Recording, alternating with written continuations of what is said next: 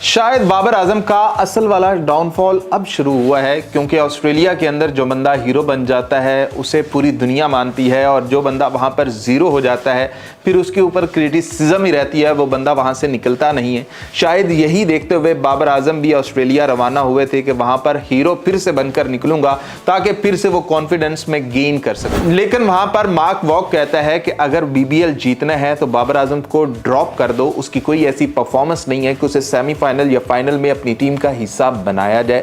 यह मशवरा है सिडनी सिक्सर्स को। तो अब बाबर आजम पता नहीं सेमीफाइनल खेलता है या नहीं, फाइनल खेलता है या नहीं, अगर खेलता भी है परफॉर्म करता है या नहीं, 10 स्कोर 5 स्कोर 20 स्कोर पर आउट होता है या नहीं, ये सारी कहानियां हैं। और उससे जुड़ी एक और कहानी है कि T20 वर्ल्ड कप के लिए भी ये कंसीडर किया जा रहा है कि बाबर आजम की जगह किसी यंगस्टर को साथ लेकर चले जाओ। बाबर आजम पर इन्वेस्ट करने की जरूरत नहीं है, क्योंकि जिस तरह की उसकी फॉर्म है उसे टीम में डाला नहीं जा सकता।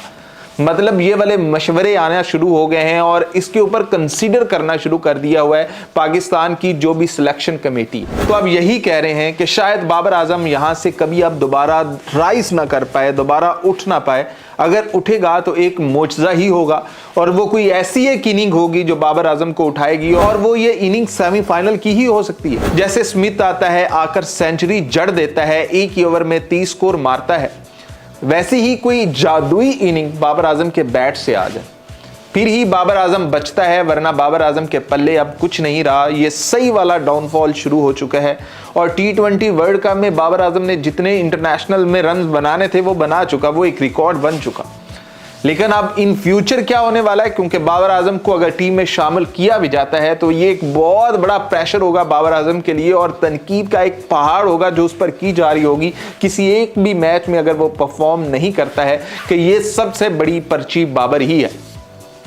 यानी कि पर्ची की आवाजें आती है ना, तो लोग कहेंगे कि सबसे बड़ी पर्ची बाबर आजम ही है, कि इसकी कौन सी परफॉर्मेंस है जिसकी बेस पर इसे टीम में शामिल किया जा रहा है। जैसे शादाब खान के ऊपर तनकीद हुई है, तो अब ये बात है कोई बाबर आजम के ऊपर पर्सनली कोई तनकीद नहीं है कि बाबर आजम को बुरा भला कहा जा रहा है। मैं सिर्फ ग्राउंड रियलिटीज आपको बता रहा हूं कि कहानी अब इस तरह से खुल चुकी है। अब बाबर आजम जो है अंडर प्रेशर कैसे आ चुका है कि ऑस्ट्रेलिया के अंदर बाबर आजम के ऊपर तनकीद हुए जा रही है। वहां बाबर आजम था, छठे मैच तक 7वें मैच तक बाबर आजम की जय जयकार थी, बाबर बाबर बाबर, जब दो उसने 50s मारी। लेकिन उसके बाद डू एंड डाई मैच था, बाबर परफॉर्म नहीं कर पाता है। बाबर आजम जो पहला उनका फाइनल जाने का चांस था, बाबर आजम उसमें भी 0 पर आउट हो जाता है। तो यहां पर सीधा है, साफ है कि बाबर आजम परेशानी में है, बाबर आजम बहुत तगड़े वाली मुश्किल में है।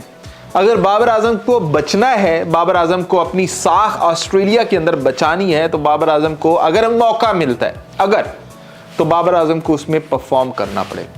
अगर बाबर आजम परफॉर्म नहीं करता है तो फिर उसके बाद आप उम्मीद ना रखें कि T20 वर्ल्ड कप के अंदर बाबर आजम आपको सेंचुरीज मारता हुआ नजर आएगा या फिर मैचेस जितवाता हुआ नजर आएगा। बाबर आजम फिर आप यही समझें कि फ्लॉप, बाबर आजम खत्म। बाबर आजम का T20 के अंदर से नाम लेना अब आस्ता आस्ता कम होता चला जाएगा। ये रियल डाउनफॉल शुरू हो चुका है। क्या कहते हैं आप लोग? क्या मैं गलत हूं यहाँ पर, या फिर ग्राउंड रियलिटीज यही कहती हैं?